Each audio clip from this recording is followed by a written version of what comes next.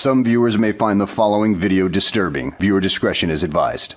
Hey everyone, welcome back to Board Games Unlocked. Today I'm doing a discussion over Legend Academy. Now, this game, sure has its share of problems. One, it was delayed out of, for an extended period of time, and it wasn't even sure it was going to be delivered to backers. But as time went on, it became very apparent that this game... I don't fucking know. Okay, alright. I'm so tired. Hey everyone, welcome back to Board Games Unlocked, and today I'm doing a discussion over Legend Academy, a game which I wasn't even sure I was ever going to actually get. And then whenever I did get it, I was like, what is this game about? And, there are a lot of games that get released every year, and every now and then, whenever you are going to play a game, there's just this overwhelming feeling of just like, I really don't want to play this game. Because so much time had passed, I didn't even remember what it was about. So as I'm, organizing it and, peeling off all the plastic from the see-through cards, there was just something about it that just did not sit right with me. So then I forced myself to play it just so I can actually get this review out. And boy, oh boy, I think this game would have just been better off not being delivered. I think people losing their money would have been better than actually sitting down to play this, because there is just almost no substance here. This is a game and that you are able to play, so it's not like a 1 out of 10 where it's literally unplayable. But man, I've done reviews over games where I constantly ask the question, what's better, an inherently bad game or a generically mediocre one? And the mediocre one to me is the worst one.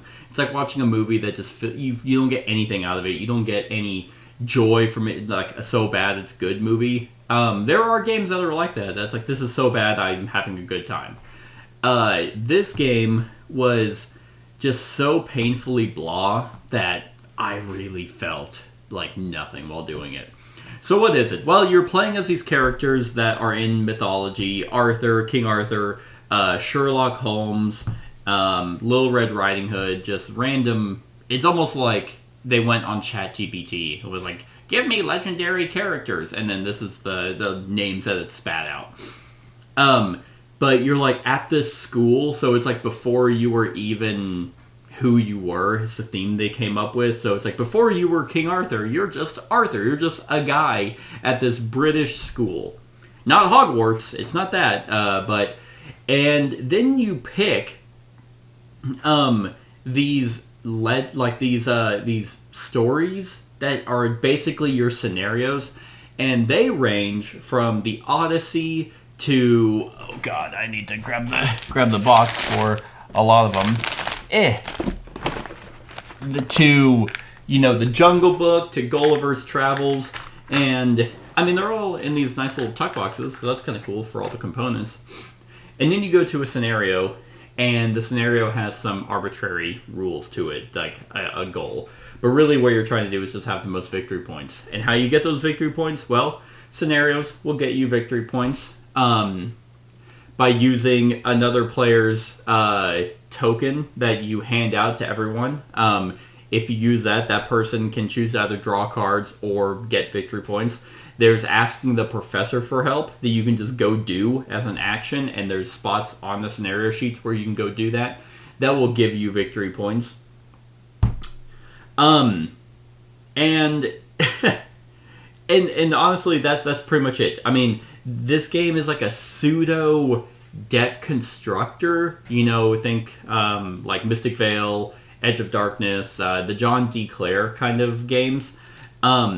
Where you will have your own deck of cards that are effectively, the same as everyone else.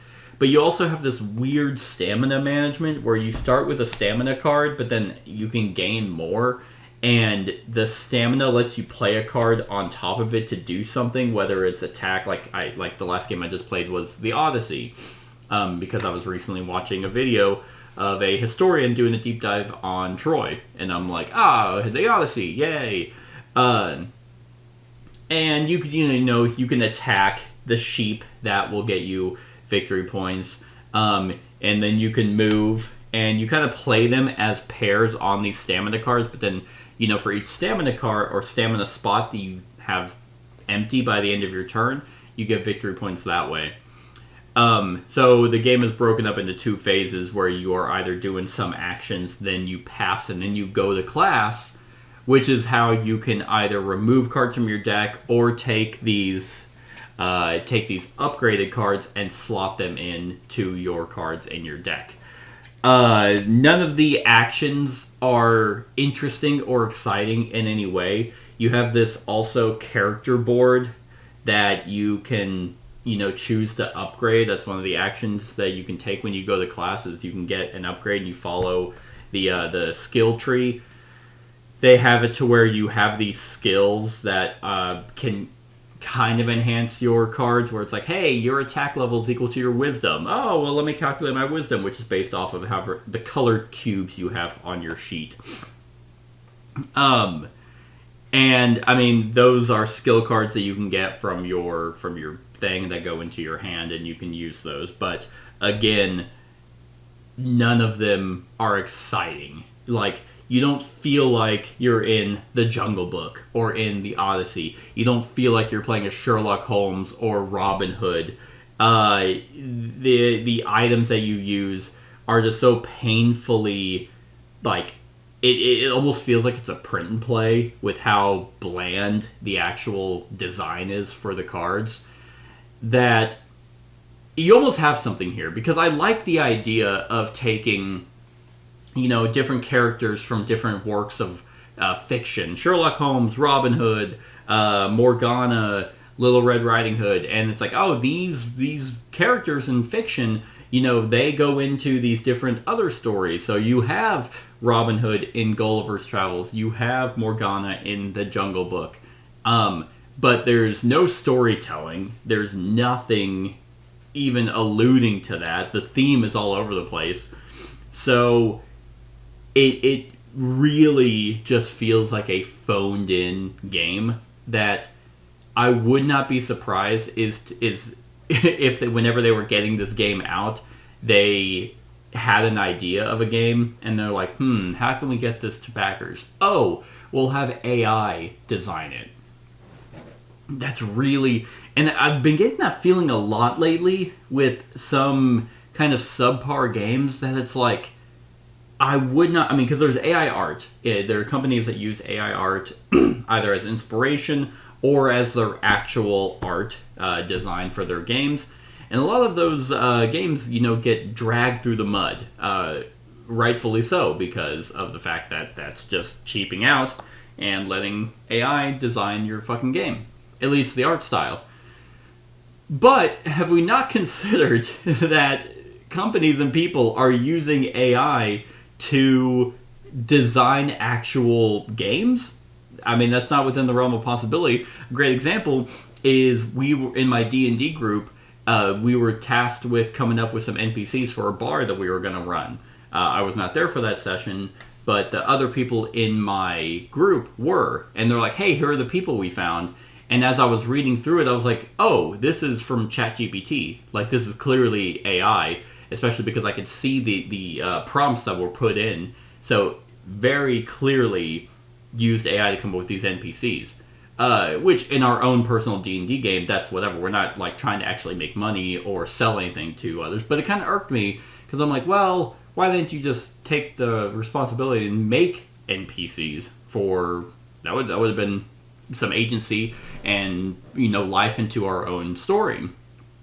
But the reason why I bring that up is because this game just so much feels like it was not created by human people. Now, whether or not that's... I'm not saying that's what it is, for real. But, like, the assignment cards, like, the graphic design just says assignment on the back. Like they're color coded. They're so lazily put together. The cards that you use to upgrade just have nothing on them except a higher move value. And whenever you're like even setting up the game is not even correct. Like a great example is when it's like, hey, like on the back of these, it tells you what map page you're supposed to go for your for the scenario, and it says map page number 1 or map page number 12. This book, the scenario book, doesn't even have page numbers on it. You have to physically count. Like, okay, so the Odyssey was on page 13, so I had to count 1, 2. Turn the page 3, 4, turn the page 5, 6, and so on until I got to 13. And I'm like, I hope this is the right map. Now, when you go to set it up, it'll be apparent whether it is or not. But the fact that the rules reference you to a page number and the scenario book does not have a page number anywhere on it is either an oversight from the AI that created the game, or just hastily rushed to get the game out because who knows why. So there's that. The rules also reference whenever you're trying to organize the game that there are these cards that are unique, because then there's just these regular cards that you can choose to upgrade. That these are all the same. Like this is all Interact 4. But then it references another set of upgradable cards that should have a star on them. No cards have a star on them to denote whether these are like the unique skipping class cards. Like, hey, these are the better cards you can get. So you just have to run with it and be like, well, here's a whole set of cards that are the same. I guess I'll use the ones that are different that are supposed to be the star value. It's been a long time since I felt like, oh, I have an incomplete game. I have no desire to play this game just from setting it up. Like when I got it, I was like, oh, I got the game that I backed, years ago. Okay, well, let's go ahead and play it. And as I'm organizing it, I was like, this is gonna suck. And sometimes, your intuition is correct. Yeah, like I got nothing. I mean, they came with pre-painted minis. The minis pre-painted. I've had this complaint with fucking Mythic Mischief with their pre-painted minis. Apparently, it just can't be done because these are atrocious. It is literally 2 paints on them. Like this Morgana figure is gray. The whole outfit is gray except for the fire and the cape. Don't even bother like pre-painting minis if you're gonna half-ass it. King Arthur is again gray with yellow and red, and every single character is like that. Like so, it's like the pre-painted idea is like, oh man, cool, I don't have to paint them. Then you get them and you're like, I wish I wish like I'd rather have these be pure just gray, because I've always thought, painted minis are always going to be better than non-painted ones. I do believe that if the whole mini is painted. When it's not, it's just so... I don't know what happened. I know this company, which is nowhere on the box. I mean, there's no graphic design on the side or anything. It's just this front cover. So whenever you have it on your shelf, you don't even know what game it is. Granted, it's not going to be on your shelf. So... yeah, like this one's bad. This one is just definitely just a half-baked game that maybe the company just ran out of money, mismanaged it, or just bad luck affected the company, that they did everything in their power to at least get people a product. I don't know. I don't know what's worse. It's like, would it be better to not get your product at all and they just come out and say, hey, either we fucked up or here's the reasons why you're not getting your game? Or would it be better to just get a physical components that resemble something of a game that is barely playable and even if it is playable, it's not entertaining. But hey, at least you got your thing. You got something that you paid for, even though it's not what you were hoping. I mean, I gotta give them something. Like the insert, while not great, holds everything. They have these trays, these vacuum sealed trays that kind of hold all the sleeved cards and all the tokens for the characters, and you just slide in the board. It's not the best storage solution I've ever seen, but at least it fits something. The magnetic box for like the Academy tray is, that holds mostly everything, so that's nice, I guess. But yeah, like the equipment you get for your character, yes, it's somewhat tied to them, but it doesn't really feel like it. You just have equipment that it's like, oh yeah, this is, I guess, for Morgana. Okay. Just this could have been a really cool theme. They really could have went hard into it for like the different stories and actually putting in some storytelling elements for like, a theme to whichever scenario you pick. But like, for example, well, the rule book's over there. Like when you're picking the scenarios, the whole rule book just feels like it's a Word document. So you go to the back and it's just like, first semester, here's the rules. Second semester, here's the rules. All right, game's over. Yeah, cool. In terms of gameplay, I really have no redeeming qualities for it.